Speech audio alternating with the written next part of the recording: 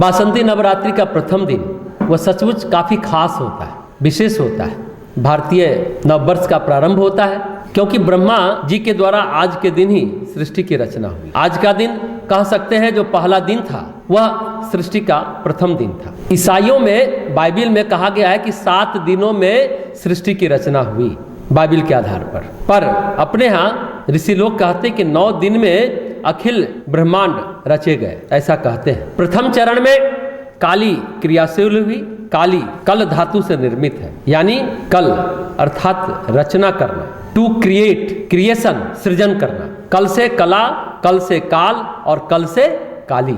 कल अर्थात जैसा हमने कहा रचना करना, टू क्रिएट। यह 9 दिन सृष्टि की रचना का दिन है। इस तरह से हम लोग वासंती नवरात्रि को, चैत्र नवरात्रि को नहीं समझते, लेकिन यह 9 दिन सृष्टि की रचना का दिन है और जीवन की संरचना का दिन भी है। इन 9 दिनों में मनुष्य अपने जीवन की पुनर्रचना कर सकता है, रीस्ट्रक्चर फिर से कर सकता है। पिछला जीवन कैसा बीता, नहीं बीता, इस 9 दिनों में अनगढ़ अगर जीवन हमने जिया है तो उसे सुगढ़ कैसे बनाए, रीस्ट्रक्चर कैसे करें, ये 9 दिनों में जो हम लोग साधना करते चले आ रहे हैं, एक एक दिन एक एक चरण आगे बढ़ते हैं, एक एक स्टेप हम लोग आगे बढ़ा रहे हैं। पुनर्रचना हम कर सकते हैं जो भी साधक इस हैं। ये 9 दिन सच कहें तो भाग्य विधान को बदलने का ये 9 दिन है। हम अपने प्रारब्ध को, अपने कर्म को, अपने पाप ताप शाप को बदल सकते हैं और ये 9 दिनों में वही कर रहे हैं। नेगेटिव एनर्जी को पॉजिटिव एनर्जी में बदल दें। पहला दिन हमने शैलपुत्री माता का आवाहन किया,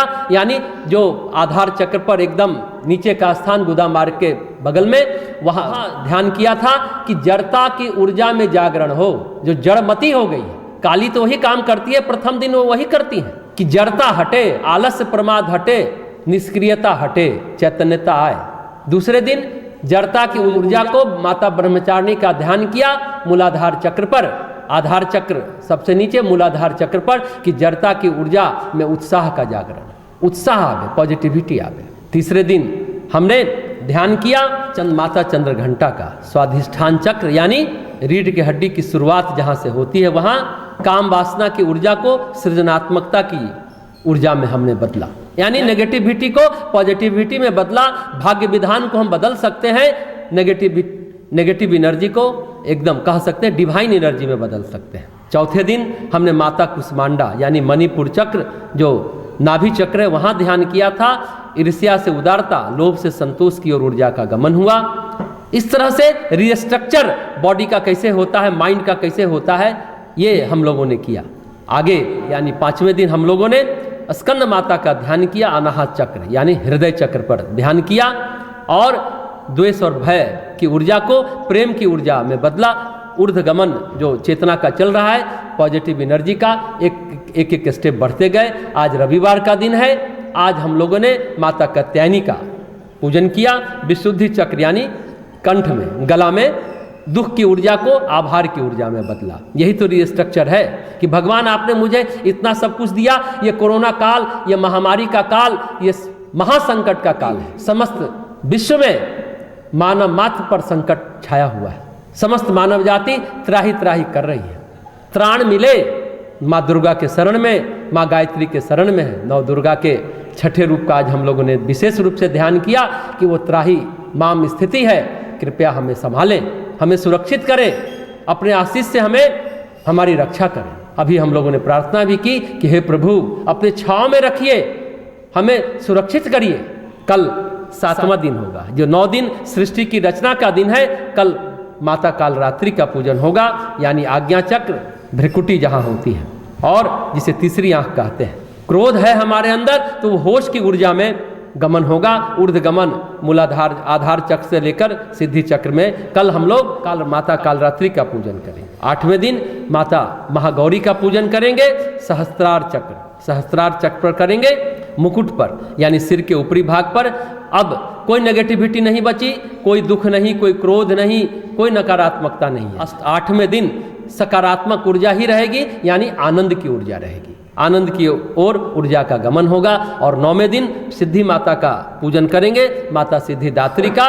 और सर्वोच्च स्थान सहस्त्रार चक्र के ऊपर का जो स्थान है, यानी पूर्णता की ओर ऊर्जा का गमन होगा, यानी हम अपने स्वरूप में प्रतिष्ठित हो जाएंगे, आत्म स्वरूप में प्रतिष्ठित हो जाएंगे। ये बड़ा महत्वपूर्ण 9 दिन होता है। सृष्टि की रचना का भी दिन है और इंसान के, साधक के, तपस्वी के, भक्त के जीवन में रीस्ट्रक्चर, पुनर्निर्माण का समय है, पुनर्संरचना का समय है। ये 9 दिन हम अपने भाग्य विधान को बदल सकते हैं। सृष्टि का यह सूक्ष्म रहस्य है, यानी बिना बाधा के हम जीवन में पूर्णता को प्राप्त कर सकते हैं दैवी कृपा से। सभी नवदुर्गा के 9 स्वरूप की कृपा से सारी बाधाएं कटती चली जाएंगी और जीवन पूर्णता को प्राप्त करेगा, आनंद को प्राप्त करेगा।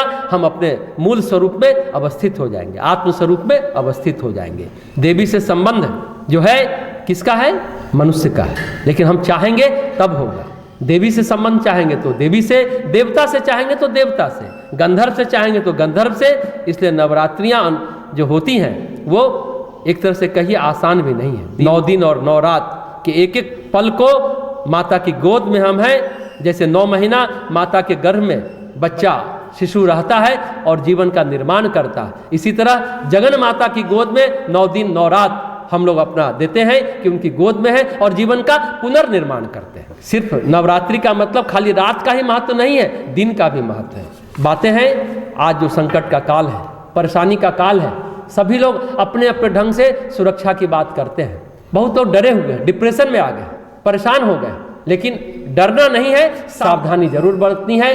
फिजिकल डिस्टेंस, सोशल डिस्टेंस तो हो नहीं सकता, मनुष्य तो सामाजिक प्राणी है, सोशल एनिमल है। अरस्तु ने भी कहा man is a social animal. Physical distance, दूरी बना के रखे, भौतिक दूरी बना के रखें, दूर रहे 1 मीटर सभी से। साधना भी हम लोग कर रहे हैं तो दूरी बना कर रखते हैं, मास्क पहनते हैं, सैनिटाइज करते हैं, स्वच्छता पर विशेष ध्यान दिया गया। दुनिया भर के कांटे को नहीं निकाल सकते, लेकिन अपने पैर में जूता पहन सकते। अपनी प्राण ऊर्जा, प्राण शक्ति को, जीवनी शक्ति को, रोग प्रतिरोधक क्षमता को बढ़ा सकते हैं।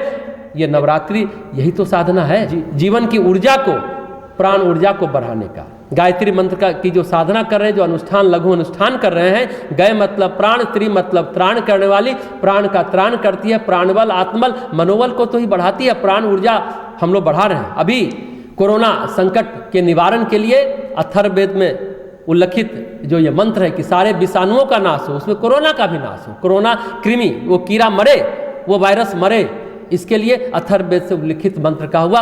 12 आदित्यों के माध्यम से सूर्य को दिया गया, वैश्वानर प्राण को दिया गया। सूर्य ही तो जगत का ही आत्मा है, प्राण संचरित करता है, 12 आदित्य गण संचरित करते हैं। अभी हम लोगों ने जो तीनों मानसिक आहुति दी, ये प्राण के संवर्धन के लिए, प्राण के अभिवर्धन के लिए किए। सारी बातें प्राण शक्ति पर निर्भर है।